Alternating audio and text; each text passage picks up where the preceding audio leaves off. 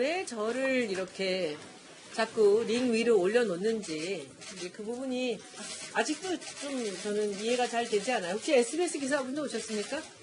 어디 계세요? 전 좀 여쭤보고 싶어요. 왜 이 일을 시작했는지 그런 질문을 조선일보에서 한다는 게 제가 참 이해가 안 됩니다.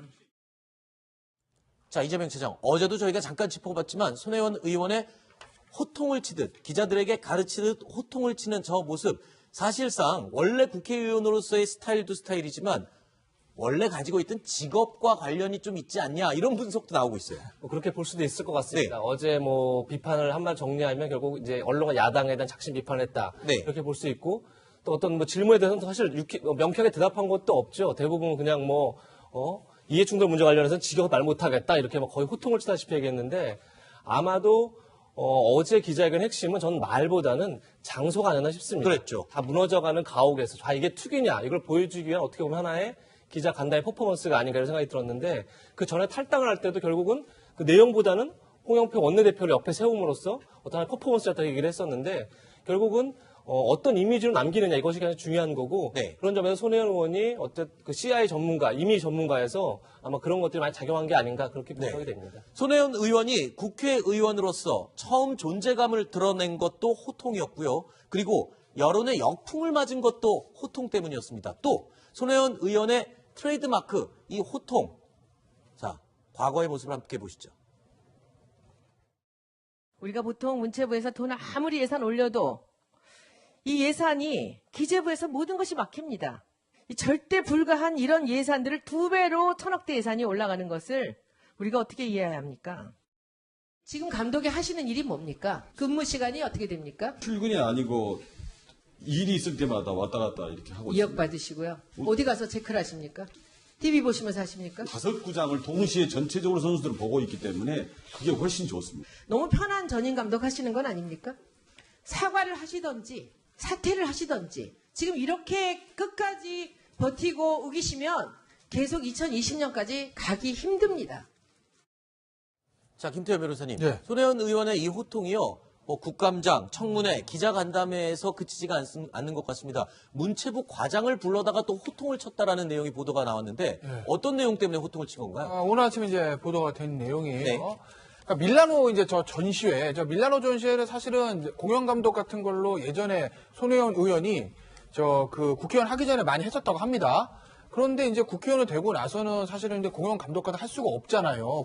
국회의원이기 때문에. 그래서 이제 좀 거기서 손을 뗐었는데 그런데 이제 이번에 있었던 밀라노 전시회에 왜 그러면 내가 예전처럼 광고 일을 하는 건 아니니까 공연 감독은 못해도 왜 나를 데려가지 않냐 이렇게 얘기를 했던 것 같아요. 네. 그랬더니 이제 당당 문체부 과장이 이거 이제 김영란법에 저촉돼서 동행할 수 없다 이렇게 얘기를 했다는 거고. 네. 그래서 그걸 이제 담당 과장을 의원실에 불러서 호통을 쳤다는데 아하. 아무리 예를 들어서 국회의원이 할 수 있는 얘기를 하더라도 의원실 집권 여당 문체위 간사 의원실에 문체부 무슨 장차관단하고 과장이 불려갔다고 얼마나 네. 무섭겠어요. 그래서 거기서 정말 엄청나게 호통을 듣고 돌아왔다는 얘기가 오늘 이제 보도가 된 거죠. 자, 그런데 이 밀라노 전시회와 손혜원 의원 간의 관계, 인연은 굉장히 특별한 것 같습니다. 왜냐하면 밀라노 전시회 예술 감독으로 2013년, 2014년 2년 연속으로 감독으로 발탁이 됐었고 그리고 또 2014년 두 번째 감독이 됐을 때는 본인이 가지고 있는 황삼용 작가 조약돌이라는 작품을 이 밀라노에 출품을 했었고요. 또 한 가지 있습니다. 민속박물관 학예사, 그러니까 인사 압력을 넣었다는 지금 의혹이 일고 있는 그 직원의 아버지 작품을 또 출품하기도 했습니다. 그렇습니다. 그러니까 손혜원 의원이 갖고 있는 그러니까 평소에도 자기의 이런 부분에 관심이 많았고 네. 공예에도 관심이 많았잖아요. 그러다 보니까 아마 2014년 박근혜 정부 때 아니겠습니까? 그때 2년 연속 밀라노 전시회 예술감독으로 발탁이 됐었고 아마 그래서 계속 갔었는데 아까 김태현 변호사 얘기했듯이 그때도 또 가려고 했었는데 아마 여러 가지 국회의원 된 뒤에는 갈 수가 없는 상황이 된 거죠. 왜냐하면 네. 김영란법 때문에 정부에서 지원을 받고 가는 것 자체가 문제가 될 수 있기 때문에요. 그래서 아마 본인이 평소에도 나전칠기에 관심이 많아서 그 분야의 전문가로 아마 활동했었던 것 같고 네. 그것을 아마 그 당시의 정부에서 박근혜 정부에서 인정해서 아마 데리고 간 게 아닌가 예술 감독으로 그렇게 생각이 됩니다. 조수희 부장, 네. 사실 이 손혜원 의원과 나전칠기 인연이 굉장히 두터운 것 같습니다. 지난 2009년도 이후부터 손혜원 의원은 이른바 나전칠기 전문가로 불렸는데 네. 글쎄요. 나전칠기 전문가는 좋습니다. 그런데 국회의원이 된 후에도 나전칠기 전문가로 활동을 한다라는 건 좀 얘기가 달라지죠. 전문가는 참 좋은데요. 문제는 이 상임위에서 계속해서 나전 7기와 관련한 발언을 하고요. 네. 또 특정 작가 이름, 아하. 네, 어떤 작품을 구매해야 된다. 이런 얘기를 너무나 구체적으로 했다는 게 네. 이번에 다시 보니 더 이상하고 수상하고 이런 점이 지금 드러나는 거죠. 네. 그래서 이 손혜원 의원이 국감장에서 발언한 내용을 좀 압축해 봤습니다. 우선 국립박물관에는 나전 7기 구입을 요구를 합니다.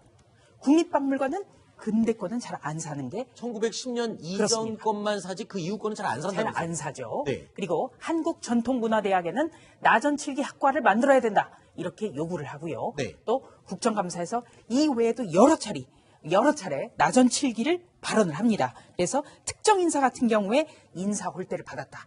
누구는 국내에서 그 실력을 알아주지 않아서 안타깝다. 네. 이러면서 이 작품 세계를 알아야 된다. 작품을 사야 된다. 이런 얘기를 많이 하는 거죠. 나전칠기에 대한 사랑이라고 해야 될까요? 아니면 나전칠기에 대한 집착, 압박이라고 해야 될까요? 손혜원 의원은 어제 끝장 날 때까지 이야기를 해보자라면서 기자간담회 자리를 만들었습니다. 하지만 그 숱한 의혹들이 끝장 날 만한 대답은 나오지 않았습니다. 저는 제 아버지 얘기를 갖고 그 기사로 만든 사람들에 대해서는 말하고 싶지 않습니다. 이것은 제가 아버지 얘기를 갖고 돌아가신 지 20년이 된 아버지, 그 독립운동을 했다는 이유로 평생을 그런 불이익을 받고 다 산 아버지에 대해서 얘기하고 싶지 않고요. 이거는 보험처를 통해서 들으십시오. 최 교수님, 예. 사실 어제 기대를 하고 들었던 부분 내용 중에 정말 대답을 듣고 싶었던 부분에 해명이 안 된 부분이 좀 많이 있습니다. 그리고 아예 질문하지 말아달라, 지겹다. 그리고 특히 이 아버지의 유공자 선정 문제는 손 의원이 좀 해명을 해야 되는 부분 아닌 건가요? 그렇게 보여요. 그러니까 본인이 어떤 해명해야 하는 부분인데 아무래도 이제 본인이 해명하는 것보다는 보훈처장이 해명하는 게 낫겠다는 생각을 했는지 그건 잘 모르겠습니다. 네. 그러니까 손혜원 의원이 어떤 의도로 가지고 저런 얘기를 하는지 모르겠지만 아마 저 장소에서는 손혜원 의원은 투기 문제나 목포에 있는 건물 문제에 집중해서 얘기하려고 했던 것 같아요. 그러다 아. 보니까 이제 근데 사실은 이제 기자들 입장에서는 저게도 궁금한 거죠. 사실. 그렇죠. 저 문제하고 그다음에 이해충돌 방지 문제, 이 문제가 더 궁금했었는데 그 문제는 사실 적극적으로 반응하기보다는 신경질적으로 반응을 했죠. 그리고 네. 이제 피우전 보훈처장한테 물어봐라. 거기서 아마 얘기할 거다 이렇게 얘기를 하면서 넘어갔고요. 네. 두 번째로 이해충돌 방지 의무 이 부분에 대해서도 본인이 절대 이익 얻은 건 없다. 네. 근데 이해충돌 방지 의무에 보면 본인뿐만 아니라 친척이나 가족들에게도 만약 이익이 돌아가면 그것도 문제가 되는 걸로 돼 있거든요. 그래서 법적으로 물론 처벌을 어떻게 하냐 규정이 없어가지고 뭐 어떤 윤리적인 어떤 논란이 될 수 있는 그런 규정이긴 하지만 그럼에도 불구하고 국회의원의 직무를 수행하는 과정에 있어서 여러 가지 뭐 네. 발언이나 아니면 알게 된 정보를 가지고 본인 이외의 친척이나 아니면 가족까지 이익을 얻었다면 그것도 비난의 대상은 될 수 있거든요. 근데 어제 얘기한 걸 보면 본인이 이익은 얻은 게 없다. 이 얘기를 하면서 계속 중점적으로 그 얘기만 강조해서 얘기를 했죠. 자, 들으신 것처럼 손혜원 의원은 어제 이해충돌 논란과 관련된 질문에 대해서는 지겹다라면서 일축을 했죠. 어떤 이해상충을 했습니까? 제가 걔네들한테 돈을 받습니까?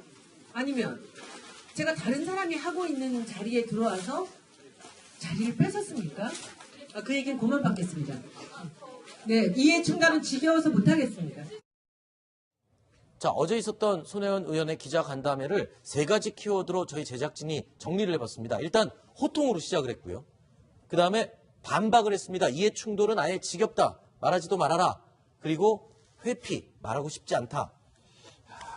글쎄요, 이 충분한 발언, 본인이 하고 싶은 말을 충분히 한 자리가 아니었을까 이런 생각이 듭니다. 아까 이재명 차장이 지적한 것처럼 장소의 상징성으로 메시지를 크게 전달한 것도 성공적이긴 한 것 같고요. 네. 이 손혜원 의원 한마디로 퍼포먼스에 굉장히 강한 분이죠. 네.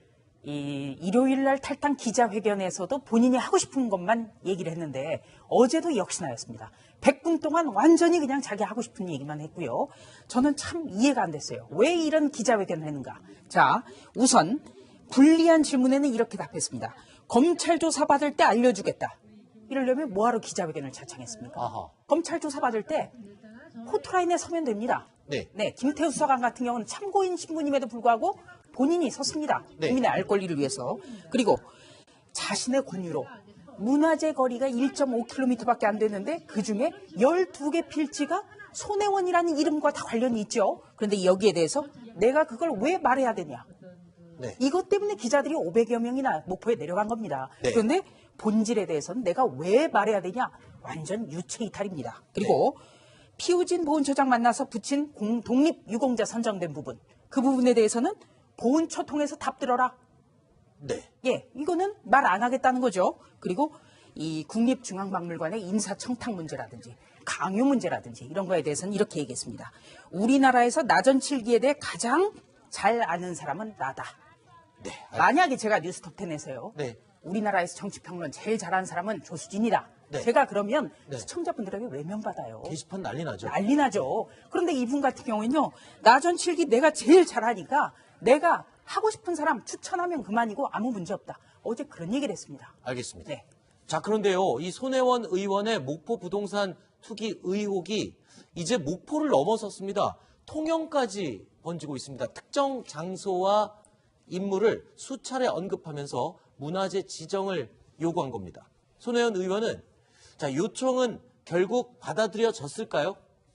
자, 이 얘기를 좀 짚어보겠습니다. 이재명 차장. 예. 그러니까 통영에 있는 소반장이라는 곳을 국회 교문위에서 여러 차례 언급하면서 보존해야 된다라고 여러 번 주장을 해왔죠. 그렇죠. 그러니까 임기가 시작된 게 2016년 5월 말인데 딱 한 달 만에 이제 교문이 열렸는데 거기서 바로 손혜원 의원이 그 통영에 가면 이제 무형문화재인 추용호 소반장이 있다고 합니다. 소반장이라는 건 음식 그릇, 소반을 만드는 장인이죠. 네. 소반장이 운영하는 공방이 있는데 거기에 철로가, 그러니까 그 도로가 나서 그 공방이 허물어지게 된 겁니다. 철거 예정지가 된 거죠. 그러다 보니까 손혜원 의원이 이 공방을 반드시 지켜야 된다. 이게 한 100년가량 된 공방인데 네. 한 지켜야 되게 주장을 합니다. 그래서 문화재청장한테도 얘기를 하고 문체부 장관한테도 얘기를 하고 이렇게 합니다. 그래서 문체부 장관이 아니 무형문화재를 지키는 무형문화재인 추용호 소방장이 작업할 수 있는 공간을 만들어주는 게 중요한 거 아니냐. 꼭 그 공방이 중요한 건 아니지 않느냐라고 얘기를 하는데 그렇지 않다. 공방 자체가 역사적 가치가 있다. 이렇게 계속 주장을 여러 차례 했던 겁니다.